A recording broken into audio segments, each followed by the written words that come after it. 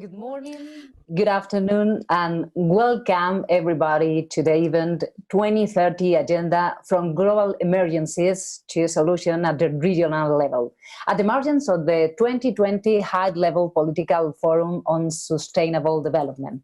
It's a pleasure for me to moderate this event that virtually connects us all around the world. And remember, you can take part in this event because you have a chat at your disposal. So send us your opinions, your comments, your questions. All of them are welcome. The COVID-19 pandemic has impacted our health, economies, and environment.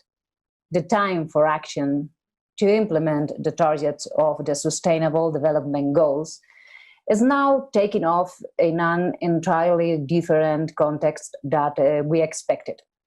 Regional authorities are in the forefront of the fight against the pandemic, and their role will be critical to a sustainable recovery. With all of you, Regions 4 President, Elena Moreno. Good morning, Ms. Moreno.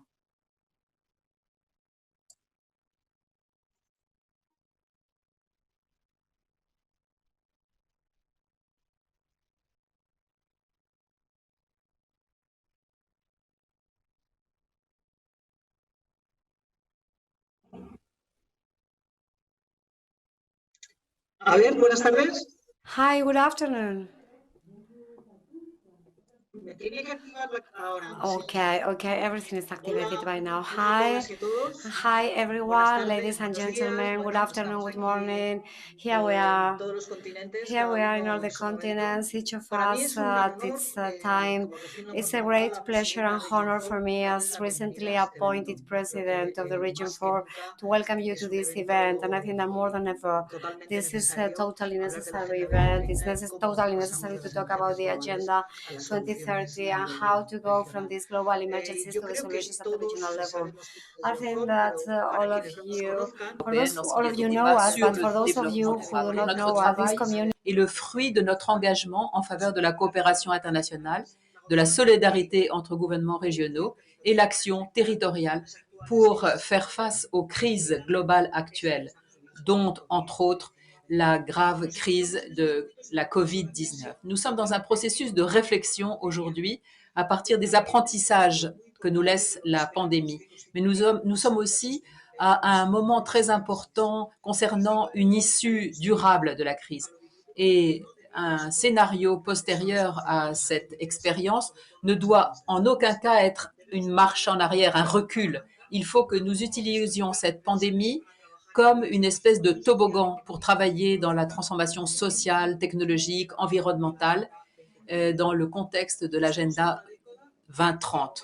Nous sommes dans une décennie d'action pour le déploiement définitif de tous les objectifs de développement durable. Et nous pensons que ces objectifs doivent être encore aujourd'hui le squelette d'une action qui permette de réduire les risques à venir. Regions 4 travaille donc à une déclaration des gouvernements sous-nationaux, une déclaration qui mise sur l'agenda 2030 pour réagir mieux aux crises actuelles de biodiversité et de climat, avec un engagement ferme en faveur de l'adaptation et la résilience qui ne laisse personne sur le bas-côté de la route. Aujourd'hui, nous allons débattre avec la communauté internationale et les gouvernements régionaux. Nous allons essayer de voir comment est-ce que nous pouvons accélérer le mouvement pour répondre à cette urgence climatique et la durabilité de notre planète dépend de tout cela. Et voilà ce que je voulais dire en guise d'introduction. Merci à chacun d'être avec nous et je rends la parole à Silvia Icharrando, notre modératrice.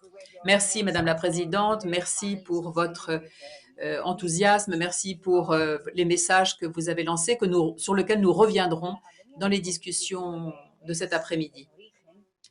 Donc, à l'origine, une crise sanitaire qui est devenue une crise économique et sociale des plus graves que nous ayons connues. Et certaines personnes disent que la mise en œuvre des objectifs de développement durable n'est pas une priorité ou n'est pas la première urgence.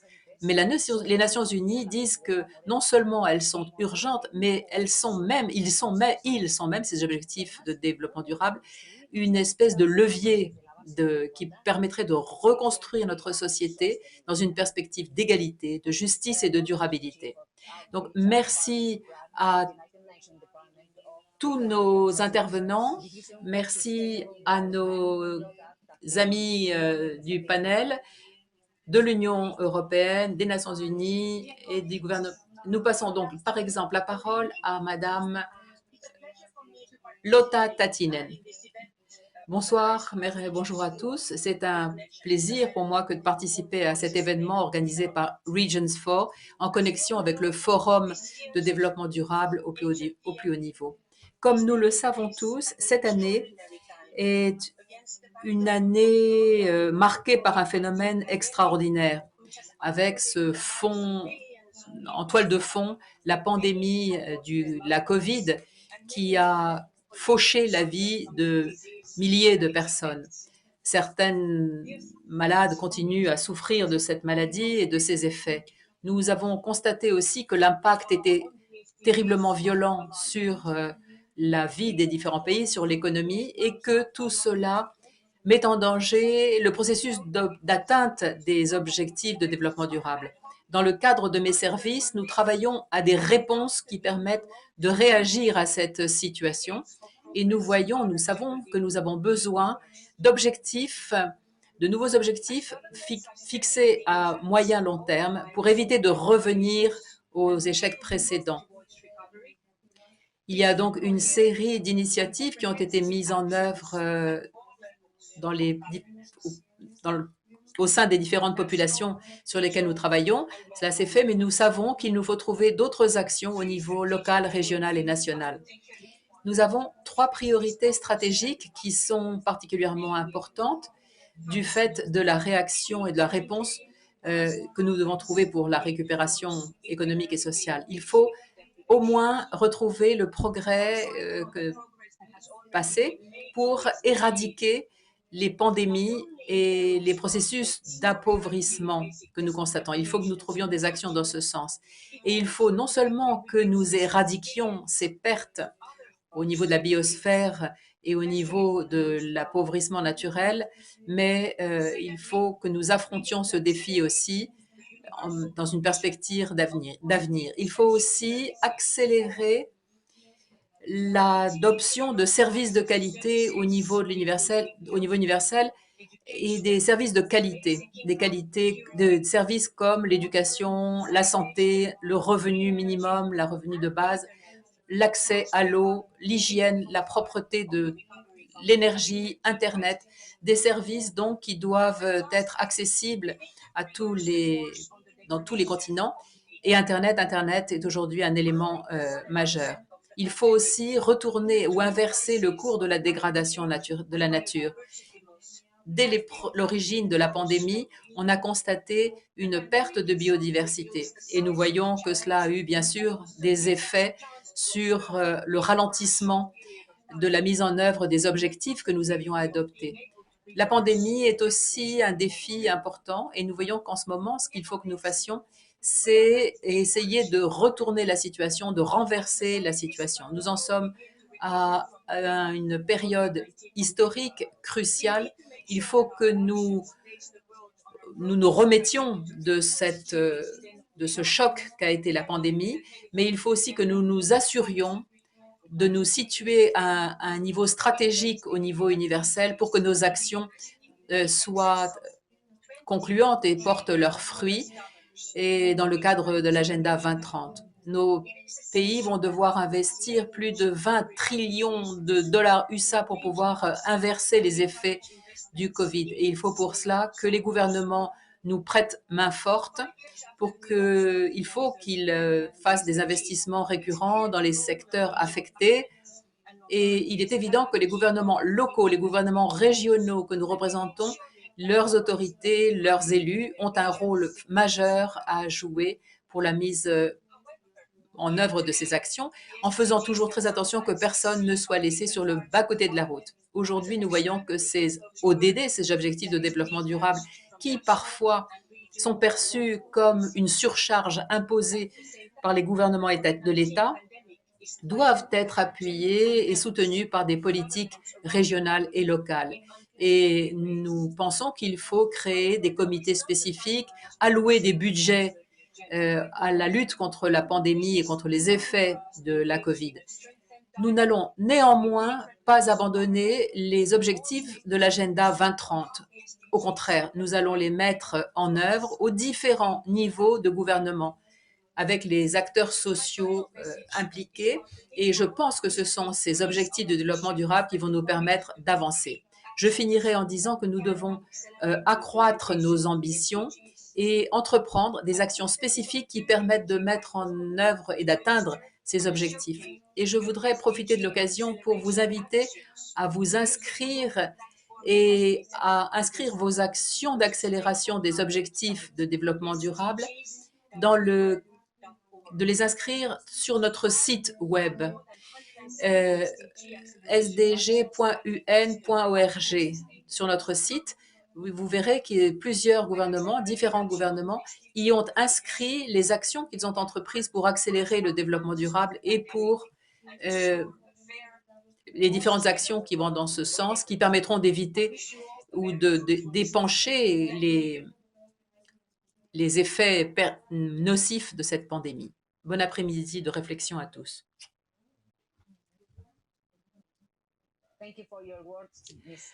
Merci beaucoup pour votre intervention. Les gouvernements régionaux et locaux ont un rôle essentiel, vous le savez, c'est la raison pour laquelle vous êtes ici. Et de plus en plus, nous constatons qu'il y a les formes de gouvernement qui sont mises en œuvre sont du réseautage. On partage des synergies, on partage des actions, ça crée des espaces de connexion intersectoriels.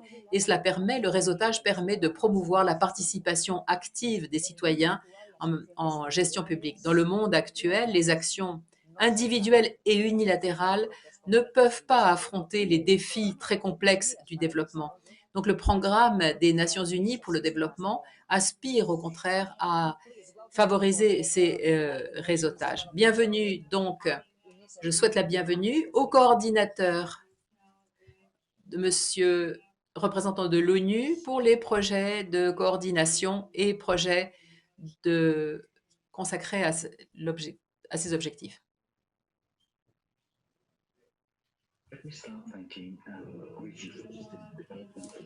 Je commencerai par vous remercier toutes les personnes. Nous voyons en ce moment que ce qui est important, c'est qu'au niveau européen, notre bureau nous a montré qu'il y a une chute importante au niveau global, une chute du taux de développement individuel, enfin humain. Et cela, c'est la première fois que cela se produit en 3 décennies et il faut absolument que nous trouvions le moyen de contrecarrer ce phénomène. Et en ce moment, du fait de l'effet Covid, beaucoup de citoyens, beaucoup de citoyennes sont retombés dans une situation de pauvreté. Donc, dans le cadre des objectifs de développement durable, nous savons qu'il y a une multitude de réponses qui ont été apportées par les différents pays. C'est au niveau territorial qu'il faut s'impliquer et c'est au niveau territorial que l'on est le plus proche des personnes touchées par la crise. Cela justifie l'intervention et la présence renforcée des élus territoriaux, régionaux, locaux, pour que la population s'en trouve avantagée. C'est le cas, par exemple, de la Catalogne, et nous voyons que les gouvernements régionaux, comme le gouvernement de la Catalogne, qui continuent de s'efforcer dans la mise en œuvre, la mise en place des objectifs. Je pense qu'il y a une très forte légitimité de ces politiques mises en œuvre.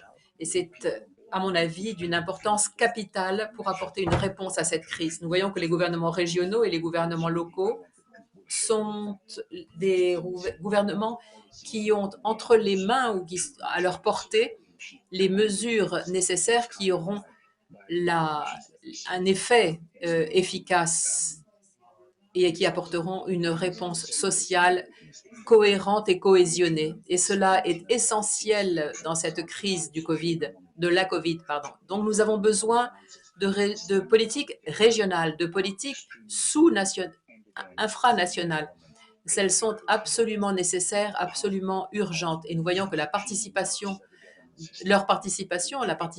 régionale et locale est d'une importance majeure. Il faut une gouvernance multiniveau et marquer la différence d'une part dans la récupération et par ailleurs dans la mise en œuvre après des objectifs du développement durable.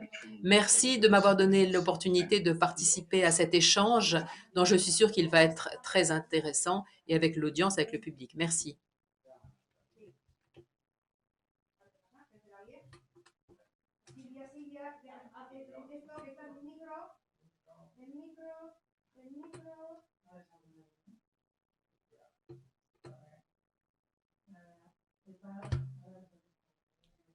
Nous n'avons pas le micro de Madame Ichaurrondo.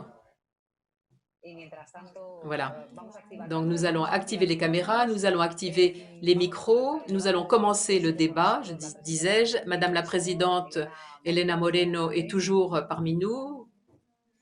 Rebonjour. Voilà, maintenant, oui, que nous nous voyions et que nous nous entendions. Nous souhaitons la bienvenue aussi à Eduardo Trani, qui est sous-secrétaire à Sao Paulo. Monsieur Trani, bonjour. Merci beaucoup de l'invitation. Je vous remercie pour cet événement très important qui Regions for le fait.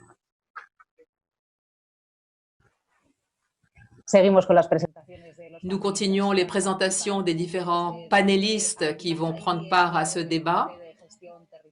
Nous avons le responsable de Raba Kenitra, vice-présidente de Regions 4 pour l'Afrique. Bienvenue.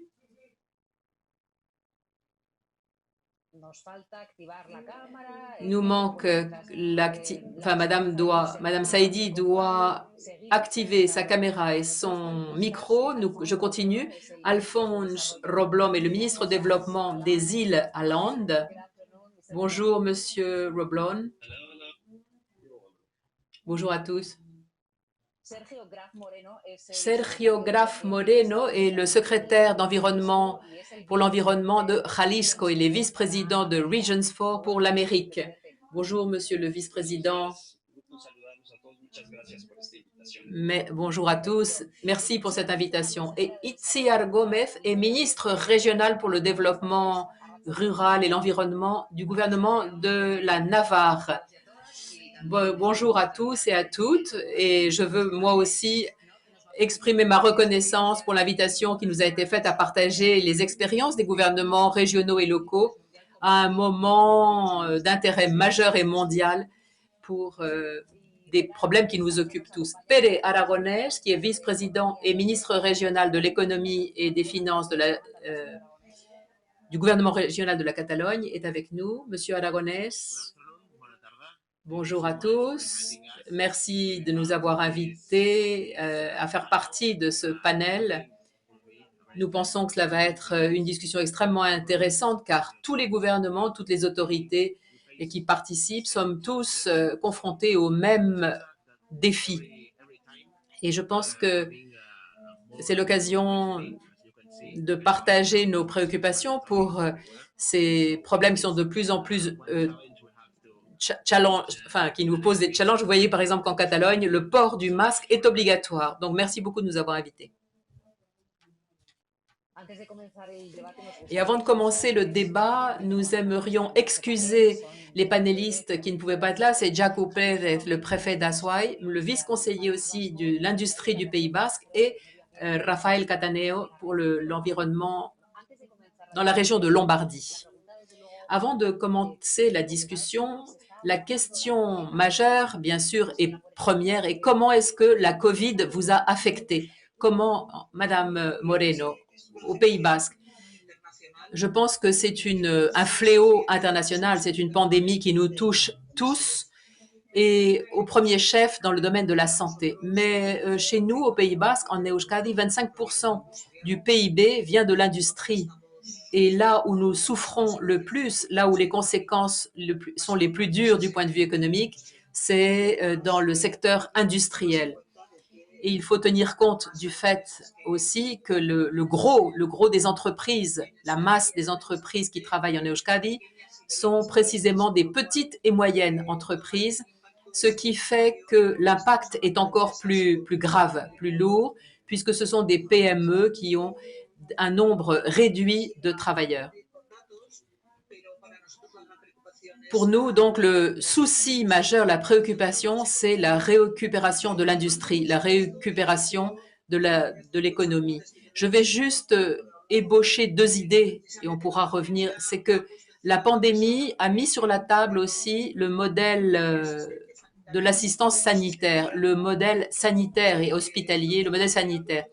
Car en effet, cette pandémie nous fait voir que dans une pyramide démographique comme la nôtre au Pays Basque, avec une population très vieillie, où le modèle assistentiel évoluait vers un modèle spécialisé en maladies chroniques, en quelque sorte, nous voyons que nous avons besoin d'un modèle assistentiel capable de prendre en charge les cas aigus.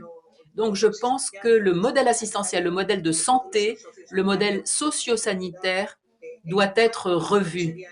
Et l'impact sur la société du bien-être, la société mérite aussi un débat. Madame Moreno, on nous a dit que la pandémie, vous nous dites que l'industrie est très touchée chez vous, l'économie.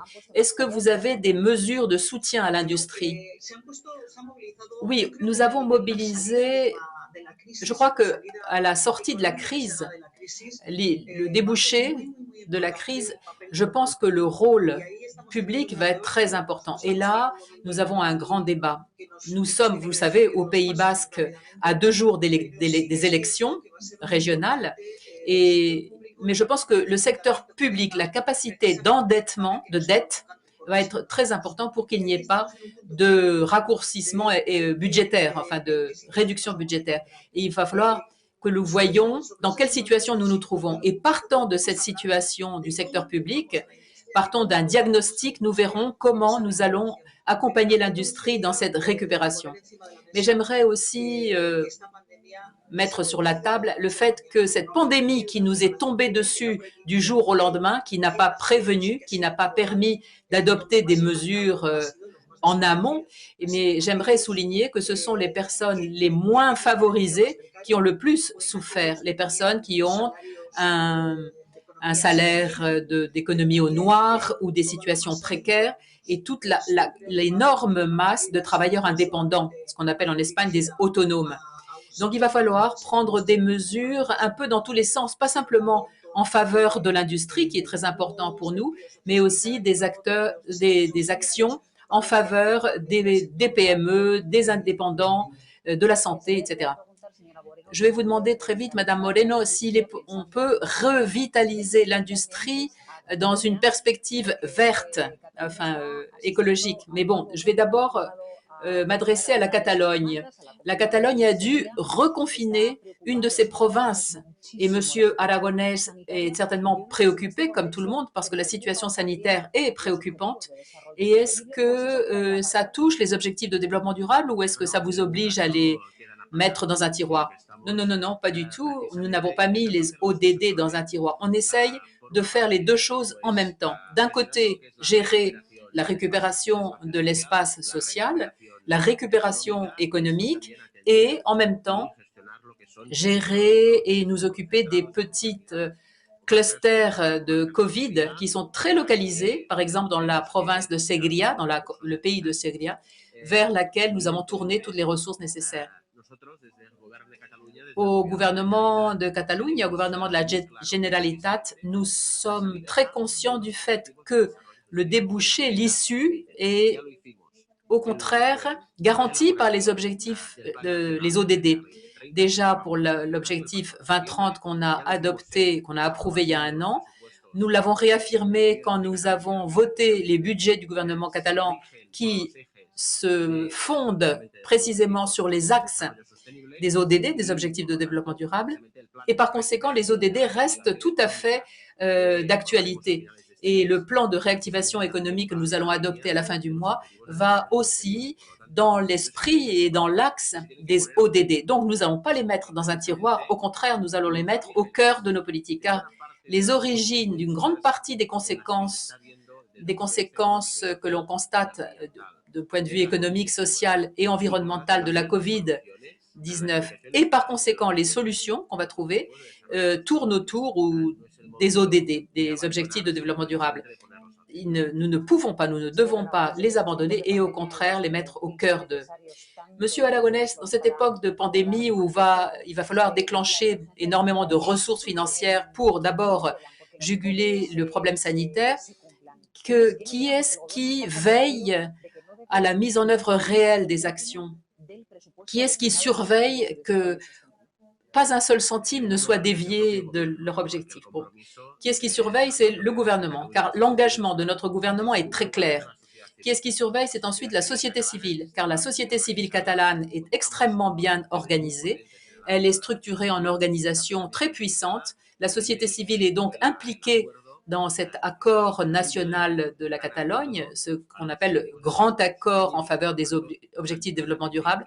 Donc la société civile est parfaitement impliquée. Et cette surveillance, cette veille citoyenne est très importante, car les décisions politiques sont à la fin toujours soumises au scrutin citoyen. Et par conséquent, du point de vue de l'organisation de la société civile et du point de vue aussi des médias, et il faut qu'il y ait une attention et une surveillance très rigoureuse. Et c'est très important pour que les politiques n'abandonnent pas ces objectifs. Et il y a donc des indicateurs qui vont permettre de mesurer et qui ont été inclus à notre agenda 2030 pour que cette veille, cette surveillance citoyenne soit assurée. Et après, il nous faut des fonds, il nous faut de l'argent, comme le disait Madame la ministre régionale de la Navarre. Le secteur public ne peut pas aujourd'hui être discret et modeste. Au contraire, le secteur public doit avoir un rôle protagoniste. Et c'est pourquoi toutes les structures qui nous garantissent ces fonds, comme les fonds européens qui sont en discussion aujourd'hui, il y a une proposition du Conseil européen qui porte sur les fonds de réactivation de 150 milliards d'euros, eh bien, il nous semble, et c'est clair dans notre esprit, nous le revendiquons même, que ces fonds de réactivation, au moins pour la Catalogne, et je pense que c'est valable pour beaucoup d'autres domaines, ces fonds de récupération doivent être gérés dans une perspective de subsidiarité et par conséquent depuis le territoire au niveau sous-étatique. Et la Catalogne demande de pouvoir co-gérer et co-décider du destin et de la mise en œuvre de ces fonds de réactivation. C'est la proximité du territoire qui nous permet d'être près de la société, de travailler avec la société et construire ensemble ce plan de réactivation. Merci, Monsieur Aragonès. Le budget, Monsieur Aragonès disait que ce qui est important, ce sont les fonds, bien sûr. Je vois que Madame Atimad Saïdi est membre du comité territorial développement de Rabat, à Salé, Kenitra. Bonjour Madame, bienvenue. Hello, can you hear me? Hello and welcome. Bonjour, est-ce que vous pouvez m'entendre? Bienvenue. Yes, yeah, oui, bien sûr. Madame Moreno, je n'ai pas oublié je dois revenir vers vous. Comment revitaliser l'industrie dans une perspective écologique ou en pensant en vert? Eh bien, d'abord, il faut penser en vert. Mais je voulais nuancer, quand on parle de la sortie de la pandémie, quand on parle du pacte, le pacte vert européen, nous sommes convaincus du fait que le pacte vert européen, le Green Deal, est une feuille de route tout à fait valable pour la situation actuelle. Mais je voudrais dire que ce n'est pas une feuille de route environnementale du tout, c'est une feuille de route économique, dans une perspective qui intègre, et c'est important, l'écologie et l'économie. Et c'est une feuille de route qui fixe des jalons qui sont censés transformer la société, transformer l'économie et qui vont marquer un cap, surtout dans des domaines si importants que l'énergie, que la réhabilitation de nos villes, la restauration de nos villes, comme la nouvelle construction, dans des domaines comme l'alimentation. Il y a sept axes dans ce Green Deal pour l'avenir. Et je pense que cette feuille de route, et je partage avec Monsieur Aragonès que les bonnes idées, si elles ne sont pas soutenues par des fonds financiers, ne sont que des idées, mais ces fonds européens doivent être doivent suivre ces perspectives et cette orientation. Et partant de là, on verra quand, on verra où, on verra comment. Mais la feuille de route est extrêmement importante parce que les axes qu'elle prévoit sont très importants et c'est dans cette direction que nous allons avancer pour sortir de la pandémie. Et c'est la seule façon, je crois, de garantir une transformation sociale, économique et environnementale. Et ces trois axes doivent avancer ensemble. On ne peut pas tomber dans le piège de développer à outrance au détriment des uns ou des autres. Donc, l'agenda 2030 est une feuille de route. Nous avons un pacte européen qui marque très clairement l'orientation européenne. Il faut donc mettre en œuvre les fonds dont on va disposer dans cet esprit. J'aimerais parler avec Madame Zaidi. Avant que vous n'arriviez, Madame Zaidi, nous disions que la pandémie avait beaucoup touché les différents pays. Au Maroc, les frontières sont fermées actuellement. Les dates d'ouverture ne sont pas ouvertes. Ce qu'on appelle le passage du détroit n'aura pas lieu cette année. Il faut contenir le virus. Et par-dessus tout cela, la crise économique. Et dans un contexte comme celui-là, est-ce qu'il y a un changement de priorité? Est-ce que vous avez abandonné ou mis à un deuxième niveau les objectifs de développement durable? Est-ce qu'il reste urgent pour votre gouvernement? Firstly, I'm so happy and I express my joy to. Je suis très heureuse et j'exprime mon plaisir de vous entendre et de pouvoir participer à cette discussion. J'étais légèrement en retard, je vous présente mes excuses parce que j'avais une réunion, mais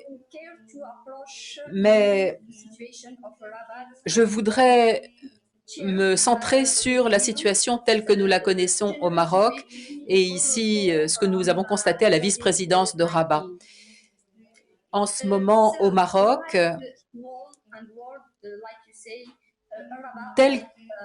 comme vous l'avez dit, effectivement, le gouvernement de Rabat a fermé toutes les frontières du Maroc et des mesures ont été adoptées très rapidement, d'une façon très rapide pour pouvoir combattre cette pandémie.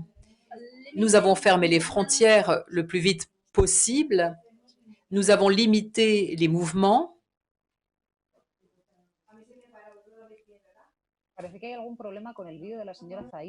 Madame Zaidi, c'est cristallisé.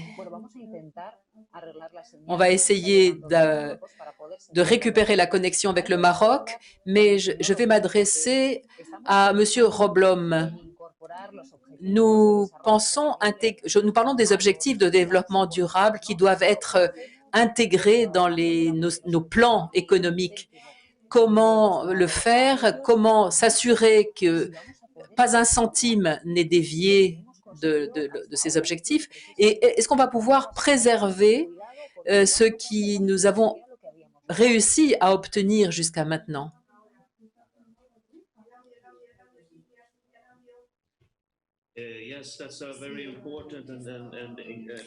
Oui, c'est effectivement une question très importante. C'est une question cruciale. Au gouvernement des îles de Åland, nous essayons de mêler les objectifs de développement durable à tous nos budgets régionaux. Il faut bien sûr que nous ajustions ces budgets, que nous revoyions la destination de ces budgets, puisque nous traversons une situation très difficile. Mais nous sommes absolument engagés en faveur d'une société durable et des objectifs de développement durable. Nous pensons que c'est la seule façon d'avancer d'une façon compacte et cohérente. J'espère que ce message sera bien perçu, bien compris par notre société. En effet, nous étions arrivés à un certain niveau de réalisation et de succès.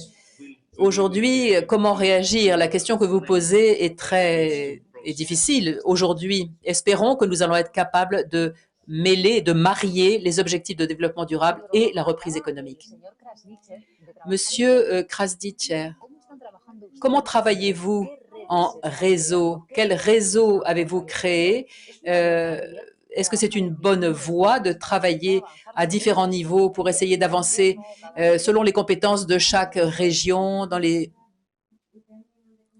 les objectifs de développement durable?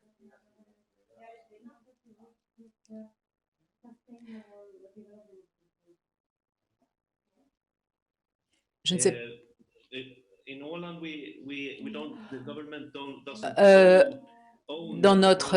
Chez nous, le gouvernement n'est pas compétent d'une certaine manière, enfin, je crois avoir compris ça, hein, ne possède pas le processus.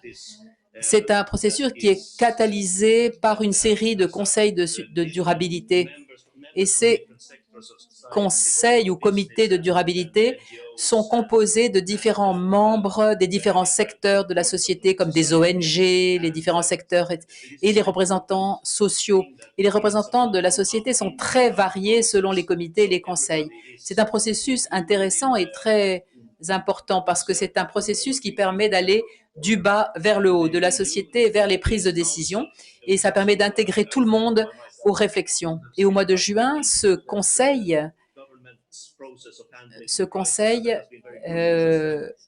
a fait des consultations avec tous les gouvernements qui sont en charge de la crise.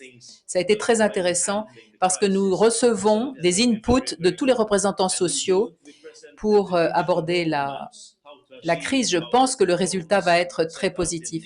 Et en juin, nous avons présenté plusieurs feuilles de route numériques, digitales, que nous avons intégrées dans notre agenda de développement durable. Et vous pouvez le voir sur Internet. Et vous pouvez, nous espérons voir aussi un engagement de la part de nos citoyens, nos entreprises, la société, les associations. Donc, il est important d'inclure un maximum de sources d'informations, de sources de réflexion pour que ces processus soient riches et pour une récupération durable. Je vois que Mme Zaidi est réactivée. Nous disions, Mme Zaidi, est-ce qu'il y a eu un changement de priorité? Est-ce que vous avez mis de côté les ODD, les objectifs de développement durable, à cause de la crise? Vous nous disiez qu'au Maroc, les frontières étaient fermées. Vous avez la parole. I'm so sorry. Oui, effectivement, c'est ce que je disais. Je parlais de la fermeture des frontières et des processus de récupération que nous avons abordés, qui ont été lidérés par notre gouvernement. Et pour nous, ce qu'il y a de plus important, ça a été la façon dont notre gouvernement combat la COVID et l'impact économique que la COVID représente après la pandémie. Et en synthèse, brièvement, nous pouvons, je me limiterai au processus que nous avons mis en œuvre dans les différentes régions. D'abord, au niveau du gouvernement national, bien sûr, mais au niveau des gouvernements régionaux, nous avons créé des comités économiques qui ont analysé la situation et nous l'avons fait au niveau régional et national. Nous voyons que différents services ont été mis en place et dans le domaine de la santé en particulier, et pour que les activités puissent continuer. Ensuite, nous voyons que dans le secteur de l'industrie, nous avons fourni des services nécessaires dans le cadre des règles sanitaires. Et nous avons essayé d'éviter l'influence de la COVID sur l'ensemble des activités. Et je pense que nous avons réussi à le faire dans pratiquement toutes les régions. Juguler l'effet de la COVID. À mon avis, ce sont des actions intelligentes et pertinentes. La transformation, par exemple, des entreprises textiles a été très importante avec l'installation de plus de 30 000. On perd le son de Madame Zaidi un peu. Et tout cela a été dirigé par le gouvernement de Rabat.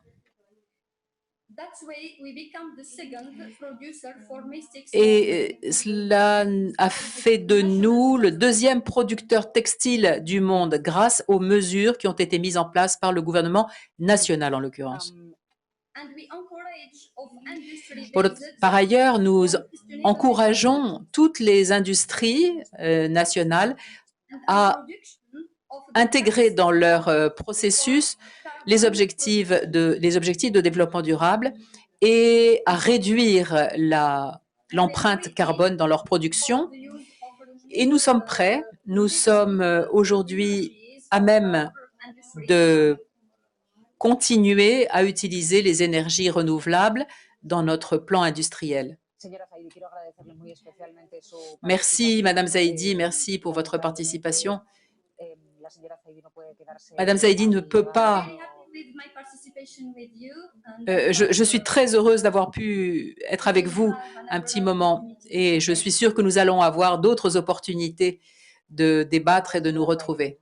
J'espère que ça sera le cas. Shukram, Madame Zaidi.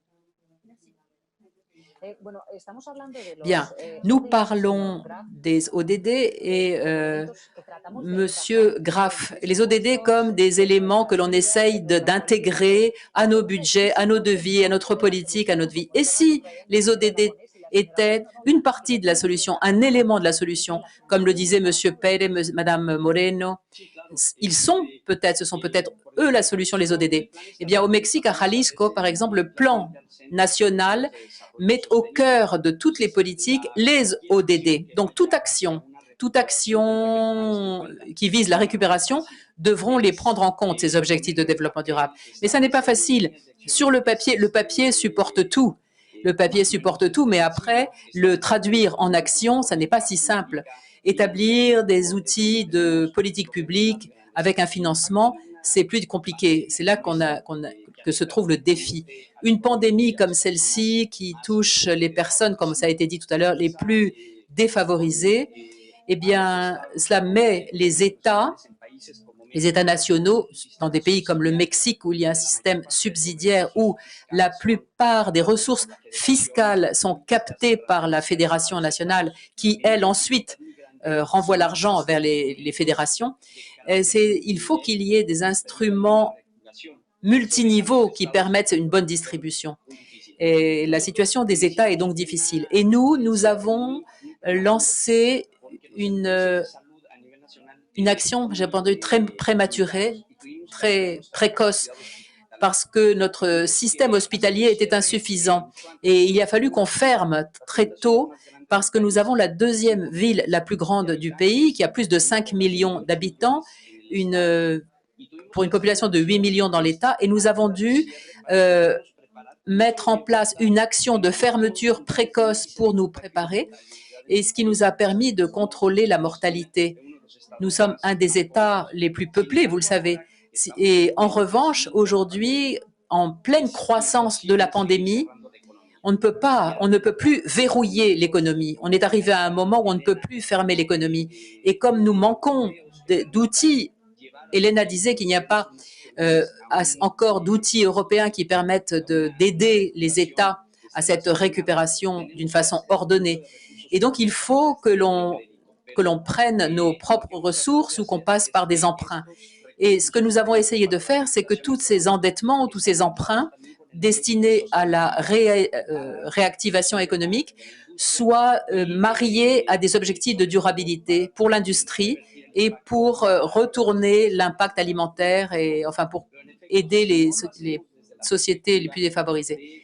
Mais si nous ne travaillons pas dans l'objectif des ODD, des objectifs de développement durable, je pense qu'il va être difficile de nous restaurer. Est-ce que la population est concerné, est impliqué, parce que M. Aragonès nous disait que la société civile catalane est très impliquée. Ce n'est pas la peine de la former, elle est naturellement impliquée. À Jalisco, concernant les objectifs de développement durable et la compréhension par la population, il reste beaucoup de travail à faire pour que la société comprenne les ODD. En revanche, pour ce qui est des outils politiques, nous avons un système de gouvernance, comme ça a été dit dans les introductions, un système de gouvernance multiniveau, ce qui fait qu'on travaille avec des associations de communes.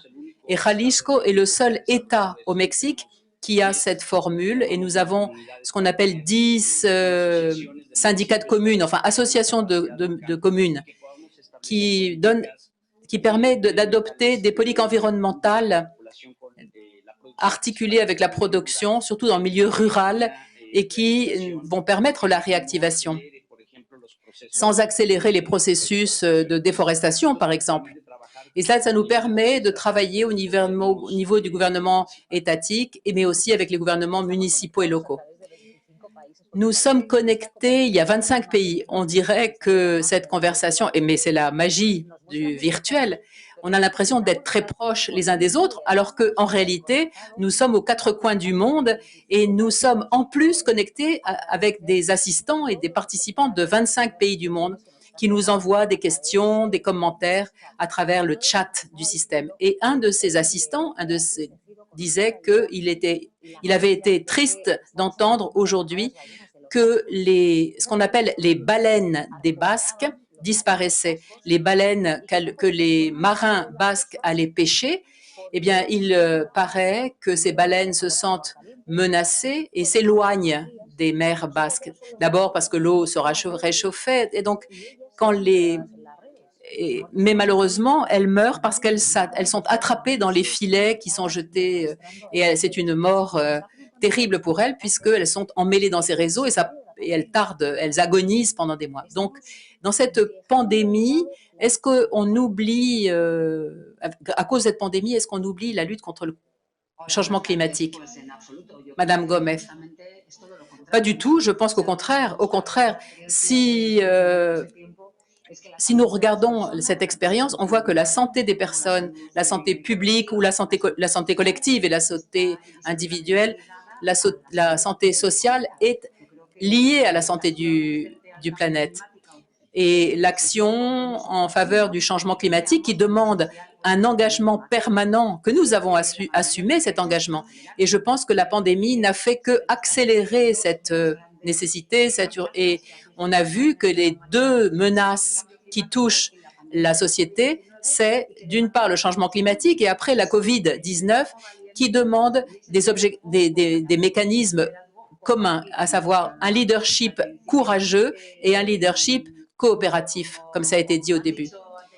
Et mes collègues ont dit aussi que l'apparition de la crise du coronavirus et surtout la récupération postérieure, le post-crise, doit constituer, et c'est la seule façon de le faire, sinon il n'y a pas d'autre débouché, doit constituer une possibilité pour réorienter l'avenir de la planète dans une voie plus inclusive, qui tienne compte du changement climatique, qui protège l'environnement, qui inverse la perte de la biodiversité, qui garantisse la santé, comme je disais, de la public et la santé des individus, ainsi que la sécurité, cette sécurité à long terme, cette sécurité de l'humanité. Comme je le disais au début, je crois que jusqu'à présent, jusqu'à la pandémie de cette année, on avait à l'esprit très clairement un engagement politique qui avait été pris dans le cadre de différents forums au sein des gouvernements, des parlements, des mairies, avec une idée très claire de l'urgence climatique qu'il nous fallait aborder. Mais aujourd'hui, ce que l'on a constaté ou ce qui a été mis en évidence, c'est que cette santé, notre santé, la santé individuelle, la santé personnelle, la santé collective et sociale aussi, ne peut être assurée que si on la marie à la santé de la planète, dans cet horizon vert dont on parlait tout à l'heure. Donc, je crois qu'on ne s'éloigne pas du tout de l'engagement politique qu'on avait pris par le passé, mais qu'au contraire, on va accélérer dans ce sens. Et je pense qu'au contraire, ma réponse est qu'on n'abandonne pas les ODD. Au contraire, le gouvernement de la Navarre est partant. Je vous pose la question à tous et je vais demander à M. Trani. M. Trani qui nous écoute et qui assiste à ce débat depuis Sao Paulo.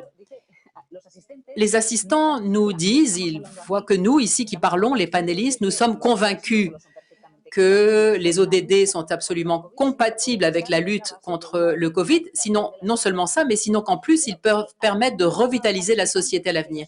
Et il y a une personne qui demande si vous qui êtes à un niveau de gouvernement, de région, à différents niveaux pour chacun, à l'échelle internationale, quoi qu'il en soit, est-ce que vous avez l'impression, est-ce que vous remarquez qu'il y a des gouvernements, des élus qui insistent sur la négation du changement climatique ou alors qui disent que le combat pour les ODD est malvenu, parce que ce n'est pas le moment et qu'il faut les laisser pour plus tard. Donc, Madame Gomez d'abord et après Monsieur Trani.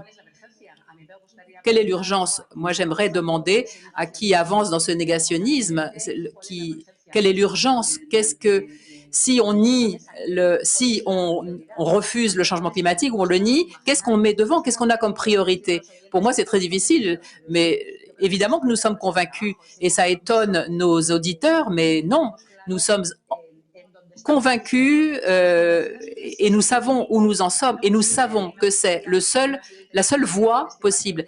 J'aurais aimé que parmi les panélistes, nous ayons pu inviter quelqu'un qui défende les thèses contraires. Mais j'aimerais que les négationnistes nous disent quelle est l'urgence pour eux. Si ce n'est pas le changement climatique, quelle est pour eux la priorité? Donc, je me limiterai à répéter ce que je disais tout à l'heure.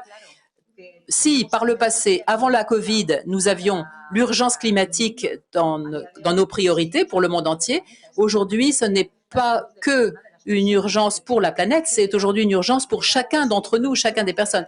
Ça a accéléré l'engagement, ça a accéléré l'urgence, ça a accéléré la nécessité pour nous de prendre soin du futur des gens. Moi, la question que je poserais, c'est aux agents négationnistes, quelle est pour eux l'urgence? Si ce n'est pas le changement climatique, quelle est la priorité?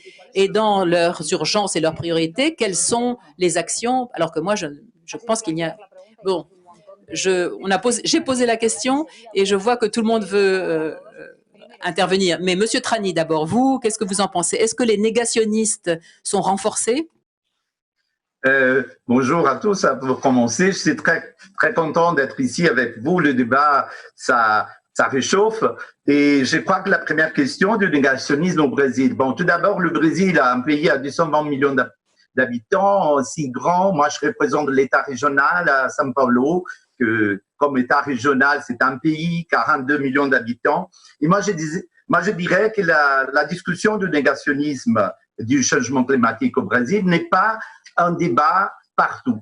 Au contraire, dans les grands centres comme les niveaux régionaux à São Paulo, nous sommes tout à fait en marche pour la garde du changement climatique dans toutes nos politiques.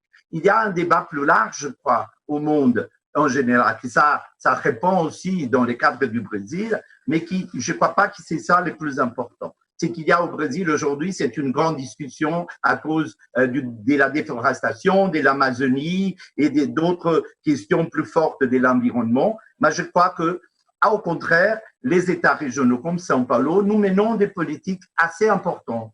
Et cette politique qui va vers la question du changement climatique, ça touche aussi, comme disait tout à l'heure notre compagnon, à la région. Nous avons 645 municipalités nous avons un projet important de rapport avec ces municipalités dont les initiatives de changement climatique et des politiques associées sont très proches. Donc, je dirais que au Brésil et en Amérique latine, dans notre sens, dans l'État de São Paulo, nous sommes tout à fait pour l'agenda international, des compromis de la COP du climat, et nous menons pas mal d'expériences dans ce sens. on vient de changer. Il n'y a pas un sentiment de négationnisme du changement climatique, surtout parce que les aspects des désastres naturels, etc., sont très proches de nous. Nous sentons le problème du changement climatique directement dans l'économie. Donc, on est pour et on est absolument,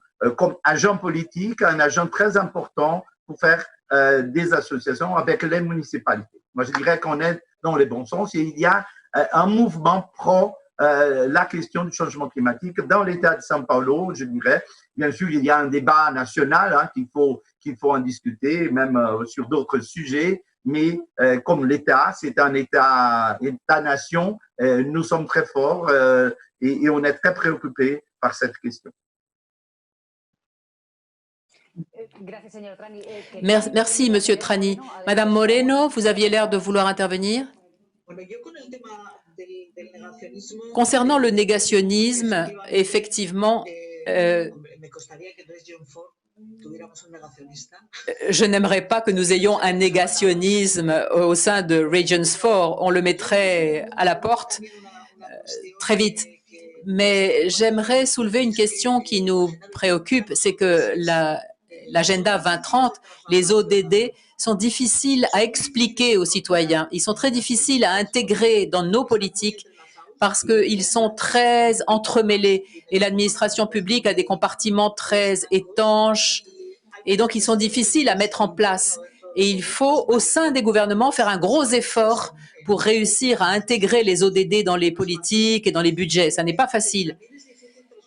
Et il est difficile aussi de convaincre les citoyens ou de sensibiliser les citoyens. Je pense que c'est un peu la même chose avec le changement climatique. Je pense qu'il faut qu'on arrête de parler de changement climatique. Il faut qu'on parle de santé, de développement durable, d'énergie propre, de le traduire en termes qui intéressent la société, que la société comprend.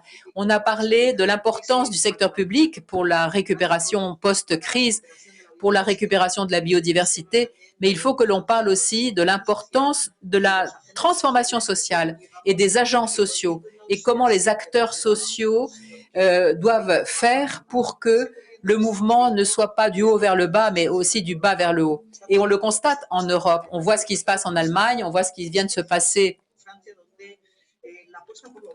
en France, où le pari pour l'écologie, pour le vert, doit être renforcé et va être renforcé par la pandémie. Nous nous sommes arrêtés, nous avons vu comme la nature changeait, nous avons entendu des oiseaux, nous avons vu des animaux dont nous ne savions même pas qu'ils existaient, nous avons vu nos voisins par les fenêtres et nos balcons, et je pense que ça, c'est extrêmement important. Cette force qu'il y a dans la société, cette force qui est propre à la société, il faut qu'on soit capable de la mobiliser. C'est pourquoi le pacte 2030 et le pacte vert est très important, mais il faut qu'on soit capable de le retourner pour qu'il aille du bas vers le haut et que la transformation sociale, je pense que c'est absolument nécessaire, sinon on ne va pas pouvoir avancer dans ce sens. Il y a beaucoup de participants. Merci, merci beaucoup pour tout le débat qui se développe dans le chat. Merci pour toutes les appréciations que vous nous... L'audience nous dit qu'elle est très heureuse d'entendre que le monsieur Aragonès en Catalogne manifeste une espèce de position solide en Catalogne entre la société et le gouvernement. Parce que certains, au sein des gouvernements, certains secteurs, comme par exemple les routes, disent vous profitez trop des ODD et nous sommes les oubliés. Bon, je suis d'accord avec ce que disait Elena.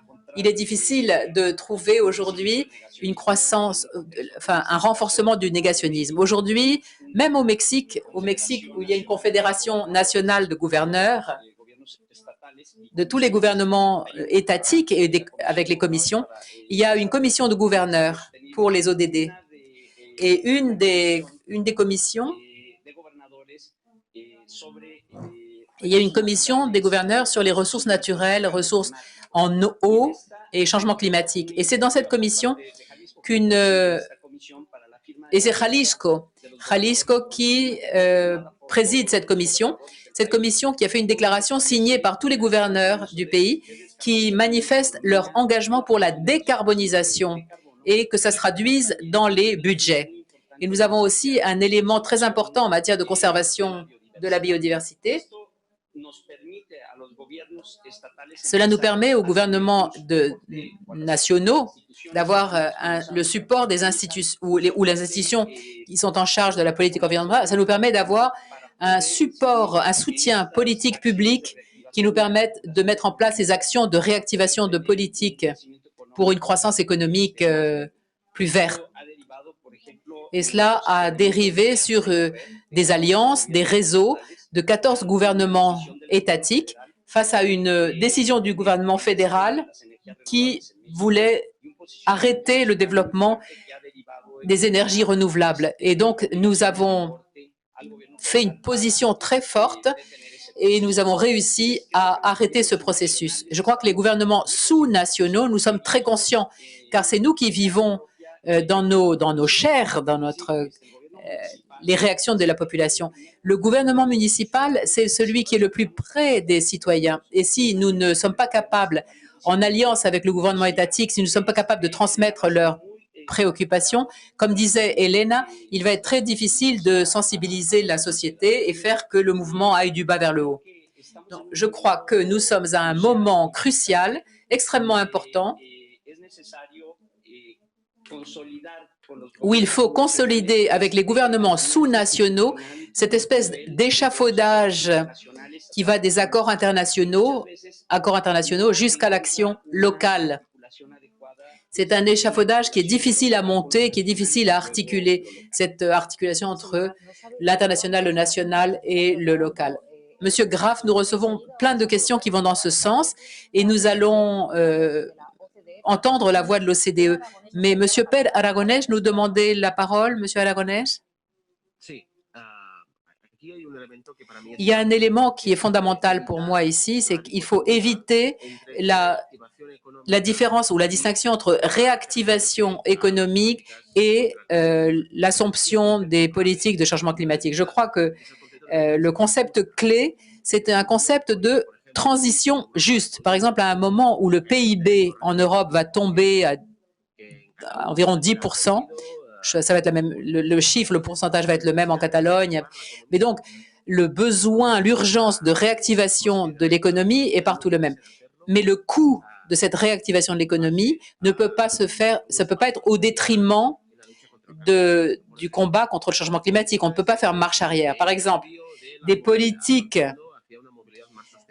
de mobilité plus durable, miser sur le transport public et faire diminuer les transports privés, surtout les moteurs de combustion, etc., etc. Toutes ces mesures, tous ces changements qui avaient été entamés ont un coût pour les citoyens. Donc, il est très important que l'on puisse bénéficier du financement nécessaire pour que cette transition soit juste. Sinon, la dichotomie est trop dure.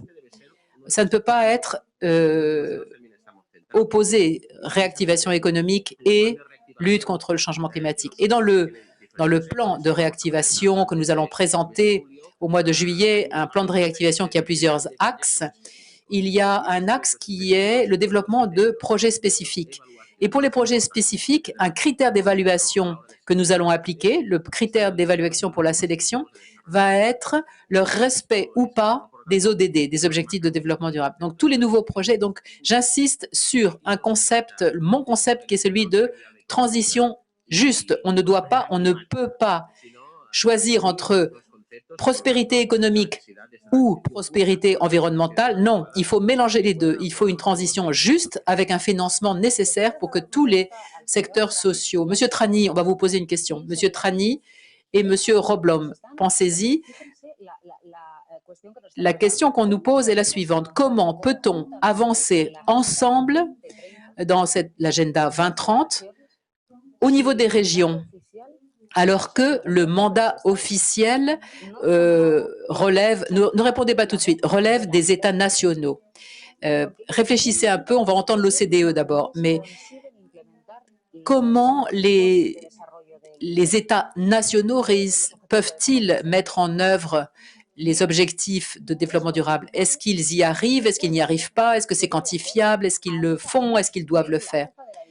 Nous entendons la chef de division politique et développement durable de l'OCDE qui nous dit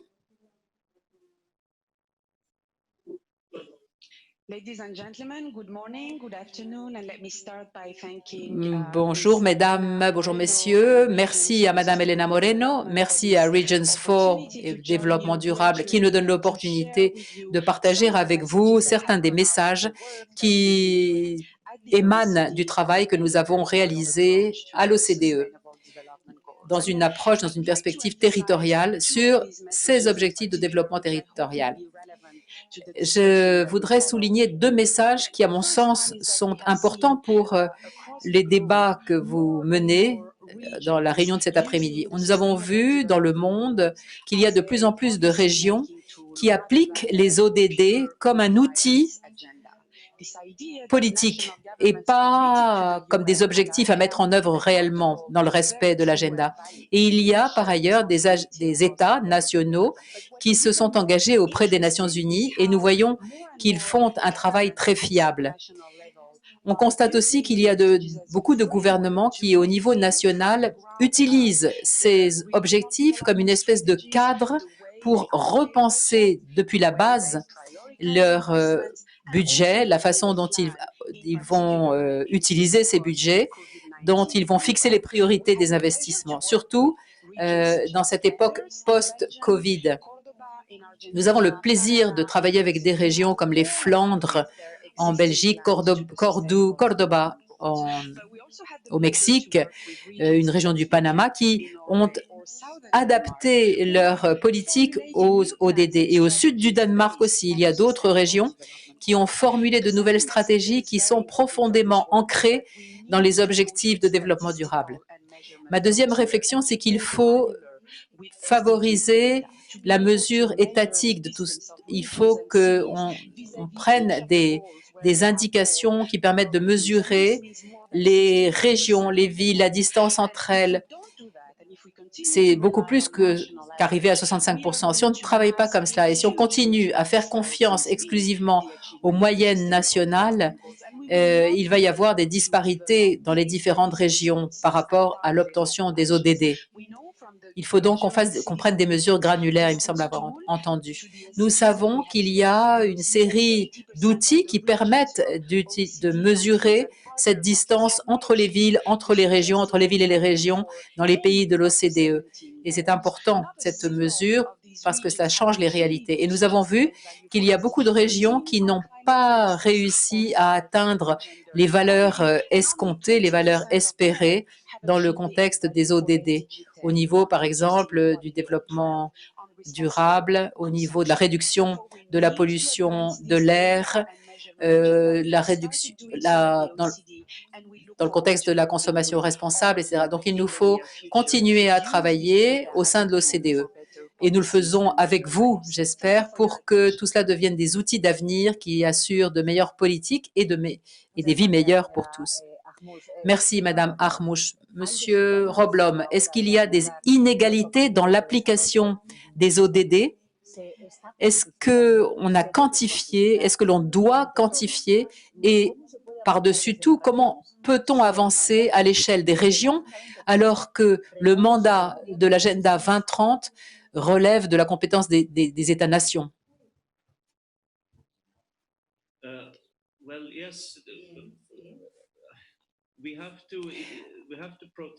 En effet, il faut que nous protégions nos compétences, les compétences des régions, surtout après cette crise, après cette pandémie, où nous voyons qu'il y a un effet supplémentaire des mesures, il y a des mesures nationales au niveau des États-nations qui ont été centralisées par les États. Ce qui fait que nous, les régions, nous sommes devenus des exécuteurs et nous ne sommes pas des législateurs qui élaborent des politiques. Et ça a été un aspect très intéressant de la gestion de la crise, cette espèce de centralisation du pouvoir au niveau de l'État. C'est un sujet très intéressant parce que c'est un des défis, je crois, majeurs quand on réfléchit à des sociétés durables. Je crois qu'il faut que nous intégrions, que nous impliquions les personnes.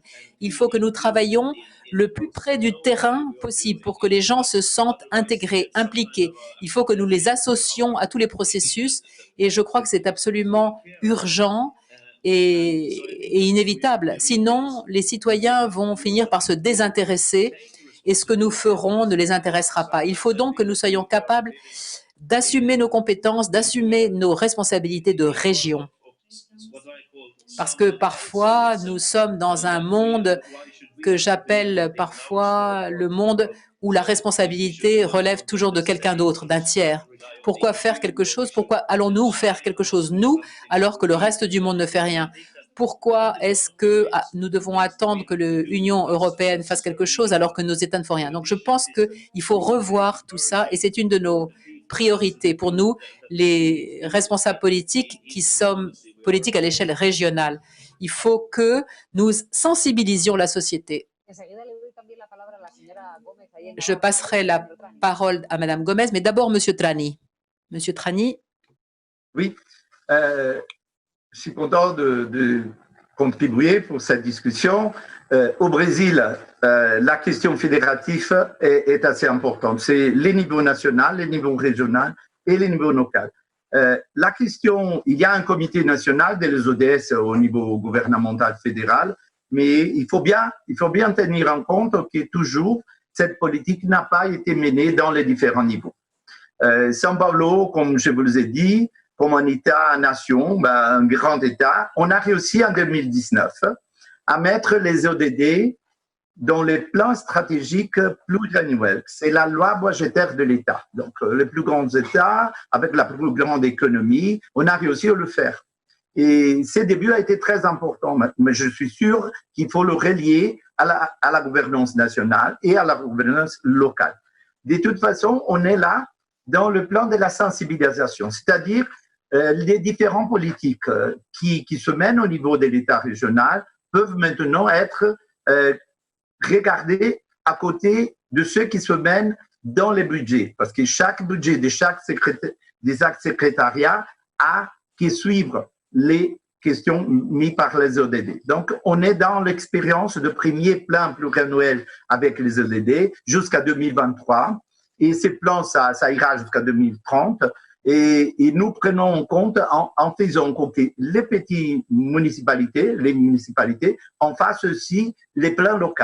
Et il y a plusieurs expériences différentes. Moi, je crois on peut, en cherchant l'outil l'outil de l'ODD comme un moyen pour que les gens fassent une politique plus intégrée des différentes questions. Bien sûr, comme disait Elena, pour nous, à l'environnement, à la santé, à l'éducation, ça c'est très clair. Et on est très engagé à faire cette intégration. Plutôt, dans d'autres situations, on n'est pas le même. Donc, je crois que les ODD nous enseignent à faire l'intégration. Et moi, je suis content que le gouverneur a décidé de le mettre dans un plan statistique pluriannuel. C'est une loi votée à l'Assemblée qui doit être accomplie. Donc, on fait le monitoring, on fait la conclusion de tout ça. Et je crois qu'il faut bien en tenir en compte que c'est un aide qui, tout à fait, n'est pas au niveau Brésil, intégré dans la question nationale et même au niveau local. On est là dans le niveau régional avec un bon projet. Et on espère qu'on réussisse à le faire avec tous les agents qui s'en chargent. Merci, Monsieur Trani. Beaucoup de participants reprennent l'intervention de Monsieur Roblom quand il disait qu'il y a une tendance à la centralisation pour répondre à la crise. Et il y a des participants dans l'auditoire qui se demandent si cette tendance recentralisatrice ne porte pas préjudice aux régions quand elles veulent mettre en œuvre les ODD. Madame Gomez, je crois qu'un des risques, un des dangers réels que nous avons constatés dans la crise de la COVID-19, c'est effectivement ce processus recentralisateur qu'on a constaté. Et on a même dit qu'une des questions fondamentales était, au niveau des régions, au niveau des gouvernements régionaux et locaux, une des priorités, c'était de protéger nos compétences et de les renforcer. Il faut qu'on ait un cadre de travail qui nous soit propre, un cadre de travail qui permette la distribution de fonds économiques avec un leadership et avec autorité. Nous, dans la région de la Navarre, on a approuvé un plan qui permette de faire face à la crise de la COVID-19. C'est un plan qui a été approuvé au mois de mai, un plan réactiver la Navarre, un plan sur 3 ans, 2020-2023. C'est un plan intégral dont l'objectif est de dépasser la crise avec des plans d'urgence, mais qui a l'ambition de créer aussi un modèle économique et social, un modèle de participation citoyenne. Nous travaillons pour que ce plan soit une opportunité réelle qui profite de la nouvelle situation de changement et de transition énergétique pour tendre vers un modèle vert.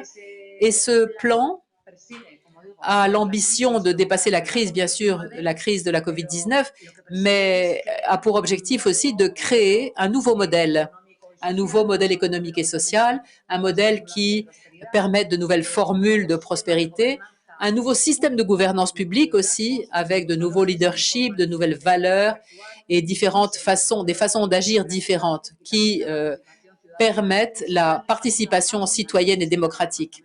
Et donc, nous y travaillons dans chacun des services de notre gouvernement avec une participation ouverte à toute la citoyenneté et à tous les agents sociaux et économiques de la Navarre. Je pense que ce cadre de travail est très important et c'est ce cadre de travail qui doit nous servir, comme je disais au début, pour revendiquer le leadership, avec leadership et autorité, les fonds financiers et économiques dont nous avons besoin pour le mettre en œuvre. Monsieur Graff, au Mexique, ces dernières années, nous avons eu une république fédérale et malheureusement, nous avons connu un renforcement du centralisme, une recentralisation qui a créé une espèce d'incompatibilité entre certaines politiques de l'État et certaines politiques fédérales, surtout dans les dernières années. Et cela s'est accentué avec le Covid. Face à une approche très centralisée qui ne reconnaissait pas les particularités de chaque région et les outils de réactivation économique qui permettent aux États de s'extraire de la crise à partir d'initiatives locales, eh bien, le pacte fédéral a été remis en discussion et on reparle de la distribution fiscale. Et il y a 18 États qui ont mis sur la table le sujet, mais dans une perspective d'entente et de collaboration. Une discussion sur la façon dont on pouvait faire les choses, parce qu'on constate que la réactivation économique, en pensant à cette approche qui met au centre les ODD et une responsabilité climatique importante, cela nécessite des fonds et un financement, sinon ce n'est que des utopies. Et il faut que les États s'endettent. Enfin, s'ils n'ont pas de fonds, les États s'endettent. Et plus il y a d'endettement, plus c'est difficile pour l'avenir, puisque les endettements sont liés aux garanties gouvernementales, aux garanties de l'État à ces financements. Et ce ne sont pas des financements de fonds internationaux qui sont les moins chers en quelque sorte, mais il faut qu'on ait recours à des financements bancaires dont on sait qu'ils ont des répercussions lourdes sur les finances publiques. Mais c'est un endettement qui est nécessaire si on veut continuer à avancer. Donc, il faudrait qu'on puisse... Et ça, on l'a vu dans la façon dont nous avons conçu notre programme qui s'appelle Jalisco COVID. Comment s'occuper de cette crise dans une perspective locale, en accord avec tous les acteurs sociaux et économiques au niveau de l'État, l'université, notre service de suivi épidémiologique, qui nous ont obligés à prendre des décisions qui parfois étaient contraires à ce que nous avions décidé à l'échelle locale. Madame Moreno, Monsieur Graff parlait d'endettement. Endettement, emprunt, la nécessité de financement pour les ODD. Et je pensais à ce que disait Madame Armouche de l'OCDE, qui disait que les ODD sont mises en œuvre de façon inégale et qu'on ne peut même pas les quantifier. Donc, dans la mise en œuvre réelle des ODD, est-ce qu'il y a plusieurs vitesses? Oui, oui, pas simplement pour la mise en œuvre des ODD. Je pense qu'il y a aujourd'hui quelque chose qui est extrêmement important, qui est la justice sociale. La justice sociale qui devrait primer par-dessus tout. Parce qu'effectivement, il y a différentes réalités, différentes vitesses dans les différents États, entre les régions, au sein même d'une même région. Et quand on parle de la mise en œuvre des ODD, il faut garder à l'esprit que personne ne doit être oublié. Et pour ça, il faut qu'il y ait un partage très juste des fonds. Et pour ça, il faut connaître les réalités. Parce qu'effectivement, il y a différentes vitesses. Et il faut, comme je le disais, qu'il y ait une garantie de justice sociale. Et pour ma part, je voulais dire aussi, parce que quelqu'un a dit, puis ça m'a étonné que ce soit M. Ramblom qui le dise, après ce qu'on a vécu nous ici en Espagne, les tensions qu'il y a eu en Espagne à cause de la recentralisation dans la gestion du Covid. Ça met en jeu l'autonomie des régions. Et l'autonomie des régions en Espagne a été mise en danger, parce que bien sûr qu'il faut une coordination. Il est inévitable que cette coordination se fasse au niveau national puisque c'est un mal qui affecte toute la société et le virus n'est pas sensible aux frontières. On ne peut pas tracer des limites géographiques. Le virus passe. Et il est donc inimaginable qu'une région prenne des décisions et la région voisine en prenne d'autres. Ce n'est pas pensable. Mais en Espagne, il y a eu cette gouvernance multiniveau qui est très intéressante et très séduisante, mais dans la pratique, au moment du Covid, ça a été mis en danger en Espagne. Il faut respecter les territoires. Je pense qu'on aurait pu mieux faire. On est capable de le faire mieux. Dans l'État espagnol, quand les responsables politiques ne sont pas capables de se mettre d'accord tous ensemble dans un objectif commun, c'est lamentable. Et ici, en Espagne, ça a été lamentable parce que les différents partis politiques ont utilisé l'argument Covid pour se battre les uns contre les autres. Donc, il faut, et comme axe central, il faut qu'il y ait une justice sociale. Il faut d'abord qu'on lutte contre la pauvreté, le changement climatique, mais toujours dans cette perspective de la justice sociale et de l'équilibre. Et pour qu'il y ait un équilibre entre les territoires, il faut que ce soit très clair dans les esprits. Il faut que les responsabilités de chaque instance régionale, locale aient un rôle très clair. Et il faut que le rôle de l'État national soit beaucoup moins dirigiste, enfin, beaucoup moins prégnante et laisse plus d'autonomie aux régions. Et je pense que ça, il faut qu'on le garde à l'esprit. Monsieur Aragonès, vous vouliez dire quelque chose par rapport à la recentralisation? Oui, le rôle des États, la recentralisation. Ici, chaque territoire a sa propre réalité. Et au sein de sa société, chaque région a ses propres débats. Et en Catalogne, j'imagine que vous connaissez à Sao Paulo, en Hollande, vous savez qu'ici, la Catalogne est c'est un sujet, l'autonomie. Bien, mais cela ne résout pas la situation nationale et de cette coopération multiniveau qui est nécessaire et que nous appelons tous. Donc, plus que la recentralisation, je crois que ce qu'il faut choisir, ce pourquoi il faut opter, quand il y a une situation qui demande de la coopération, eh bien, ce n'est pas la recentralisation qu'il faut, c'est de la codécision. La codécision avec les outils nécessaires. Bien sûr qu'il y aura des débats sur indépendance, nationalisme, autonomie, chacun a son point de vue.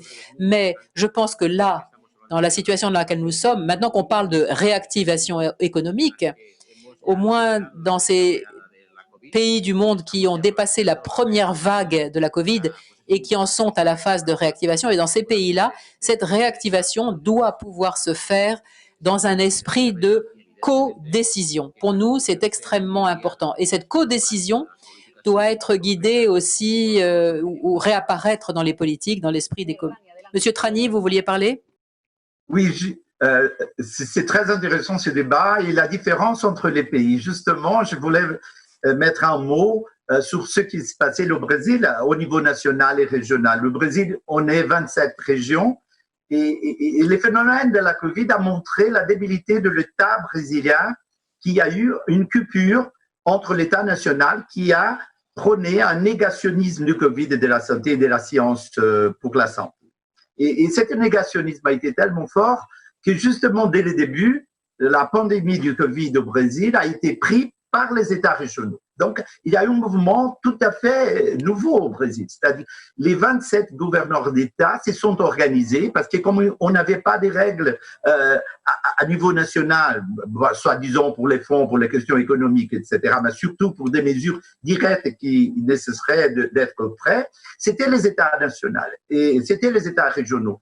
Et justement, São Paulo a joué un rôle absolument important. Tout d'abord parce que comme on est, je répète, une région-État, les gouverneurs de São Paulo, il a pris en charge tout le programme en faisant un projet antinégationniste de la santé, en mettant la science et la santé en premier niveau. Et donc, tous les gouverneurs se sont mis d'accord et on a fait des expériences régionales, etc., en dépit de l'organisation nationale. Donc, c'est vraiment un exemple comme on étudie tous les pays du monde, comme chacun a organisé. Et moi, je crois, malheureusement, que le Brésil, comme en Amérique latine, on est les plus loin de déterminer les effets de la pandémie, comme tous le savons, par les médias, etc. Je crois que c'est exactement dû à cette difficulté d'organisation entre l'État fédéral, les régions et bien sûr les services nationaux, locaux. C'est pour cela que je voulais dire un mot sur ces débats. C'est assez différent de ce qui est passé en Espagne, en France et d'autres pays d'Europe.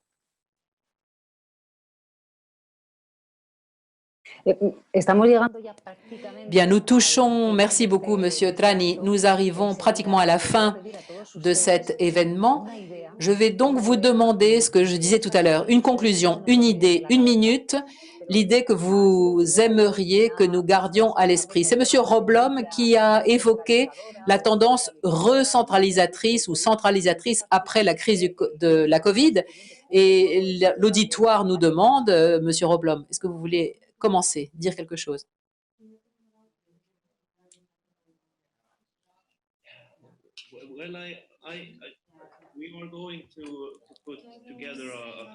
Nous allons créer une commission pour voir ce qui se passe dans la prise en charge de la crise, pour voir les succès, les échecs et ce qui a été bien et ce qui a été pas bien.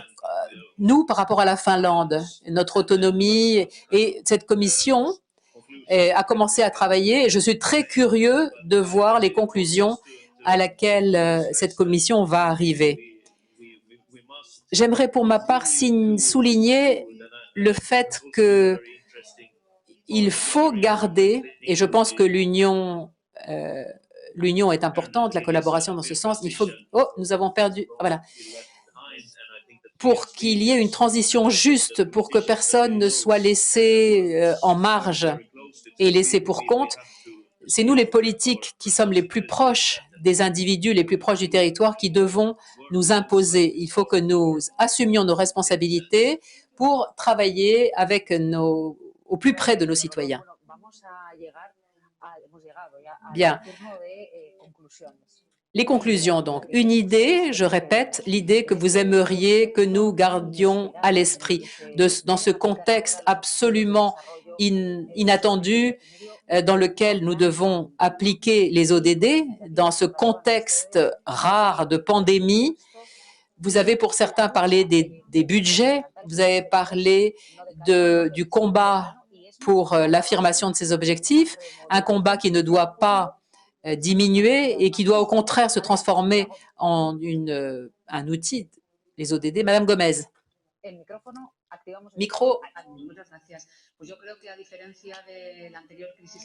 Contrairement à la crise économique précédente, aujourd'hui, les messages qui plaident pour une solutions vertes sont les plus pertinentes. Et c'est une opportunité, comme on n'en a jamais eu jusqu'à présent, une opportunité de réorienter nos politiques, de les réorienter différemment dans les énergies, l'emploi, la mobilité, l'économie. C'est une opportunité, une occasion pour que les administrations publiques qui jusqu'à présent ne pouvaient pas le faire, ou je pense que c'est une opportunité. L'opinion publique aujourd'hui, la société est mieux que jamais prête à faire des efforts et à miser sur la durabilité, d'autant plus que tout cela est lié à la santé. Donc je pense que le moment est venu. C'est le moment d'imposer une économie plus durable, une économie qui se fonde sur les agents économiques et sociaux.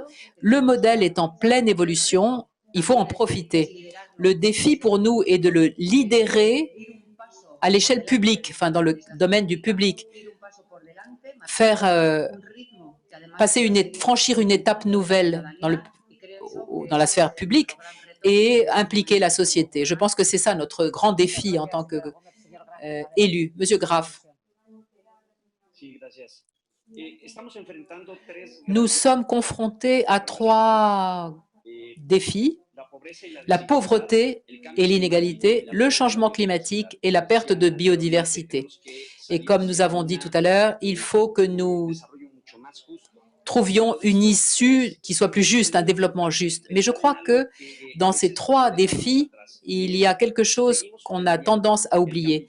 Si on continue à perdre le capital naturel qui est la base du développement de nos sociétés, qui permet de fournir des services écosystémiques, qui permettent d'éviter les pandémies, si on oublie ça, on ne va pas pouvoir aider nos sociétés et on ne va pas pouvoir non plus attaquer le changement climatique. Je pense qu'il faut mettre au cœur de tout la conservation de la biodiversité au service des peuples des zones forestières pour qu'ils améliorent leur qualité de vie, avec une interaction plus juste entre les villes, dans les villes où sont les richesses, une interaction avec les zones rurales qui fournissent des biens et des services pour que ces villes soient viables. Merci, Monsieur Graff. Monsieur Aragonès, je crois que le moment actuel est le moment où les services, le public va avoir tout son protagonisme, le secteur public. Donc cette réactivation doit être dirigée vers l'intérêt public. Et pour cela, les objectifs de développement durable sont majeurs, sont prioritaires, avec le financement nécessaire. Et je pense que nous partageons l'idée selon laquelle les politiques d'austérité fiscale qui vont nous obliger à réduire nos budgets ne sont pas les bienvenus. Il faut au contraire, face à un choc aussi violent, il faut des politiques d'expansion portées par les services publics, portées par le secteur public. Si vous voulez une phrase, je dirais que la récupération, les ODD sont le socle de la réactivation. La réactivation passe par les ODD, qui sont la meilleure garantie pour affronter d'éventuelles crises similaires avec une société plus résiliente. Merci, Monsieur Aragonès. Monsieur Roblom, à vous.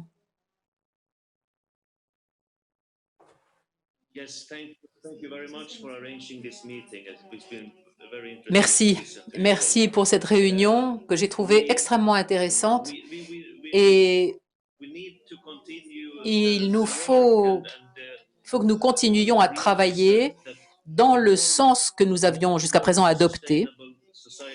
Et plus nous nous approcherons d'une société durable, plus nous serons résilients et mieux nous affronterons ce genre de crise. Je pense en effet que cette crise n'est pas la dernière que nous allons avoir à affronter. C'est donc une opportunité, et cela a été dit cet après-midi. Nous devons profiter de l'opportunité que nous donne cette crise pour créer une société plus forte et plus résiliente. Et c'est ce qui nous permettra d'aborder les futurs défis. Donc, il n'y a pas une grande différence entre une pandémie, par exemple, et et un monde plus durable. Je pense qu'ils sont connectés, où il y a une espèce d'effet-conséquence et c'est la voie à suivre. Merci, Monsieur Roblin. Monsieur Trani, vous avez la parole. Eh bien, tout le monde a dit le même mot. Je crois qu'il y a un grand consensus entre nous. Moi, je dirais que le mot post-Covid, c'est justement la question d'une nouvelle chaîne d'emplois verts qui s'ouvre. Surtout dans les pays qui ont une richesse naturelle comme le Brésil, par exemple, São Paulo. Nous avons l'opportunité maintenant de faire la bonne conservation de la biodiversité tout en cherchant des opportunités, par exemple par la production forestière des produits de la forêt naturelle, ce qui est contré au grand usage du sol par l'agriculture intensive. Là, maintenant, tout le monde voit des nouvelles pour faire ça. On pourrait envisager un tourisme écologique beaucoup plus fort, donc les emplois verts dans ces champs est aussi important. L'énergie renouvelable à partir du éthanol, de l'alcool, d'une biocarburant, etc. Donc, moi, je crois qu'on est dans une fenêtre ouverte d'opportunités post-Covid, qui c'est justement une société plus durable, avec des villes plus résilientes, ces incentives, le changement climatique comme un mot d'ordre et que tout le monde maintenant s'aperçoit l'importance et surtout les zoonoses. Nous qui nous avons beaucoup d'animaux sylvestres, des animaux sylvestres, nous cherchons et on a fait des discussions ces mois-ci centrées sur cette question. Il faut tenir en compte que la fauna, les animaux doivent être bien gardés pour qu'il n'y ait pas des pandémies comme on a eu cette fois-ci. Le Brésil, ça contribue beaucoup à cela. Donc, moi, je ferais une réflexion que c'est un bon moment, une fenêtre ouverte pour des possibilités d'une nouvelle chaîne d'emplois verts au Brésil et dans d'autres pays d'Amérique latine. Merci. Merci beaucoup, Monsieur Trani. Merci à tous ceux qui ont participé. Merci à l'auditoire qui nous a envoyé ces questions, ces commentaires, ces idées, qui ont interpellé directement les panélistes. Madame Moreno, vous avez le dernier mot. Je pense que tout a été dit. Nous sommes tous d'accord pour dire qu'il y a un agenda. Il existe un agenda qui est un agenda mondial, un agenda partagé, un agenda qui a d'ores et déjà été tracé et que nous devons suivre vers la durabilité. Et dans cette époque où l'homme est au centre de tout et qui a besoin de mettre la planète au centre, au contraire. Je crois qu'il faut que je souligne le fait que nous sommes meilleurs quand nous travaillons ensemble. Nous sommes meilleurs quand nous sommes capables de partager, quand nous sommes capables de collaborer. Et comme dans Regions 4, nous sommes meilleurs quand nous travaillons ensemble et que nous partageons des idées. Donc, mon message central, c'est que le rôle des régions, le rôle des gouvernements locaux reste fondamental dans ce processus de transformation. Mais j'insiste sur coopération, collaboration qui sont absolument nécessaires à notre époque.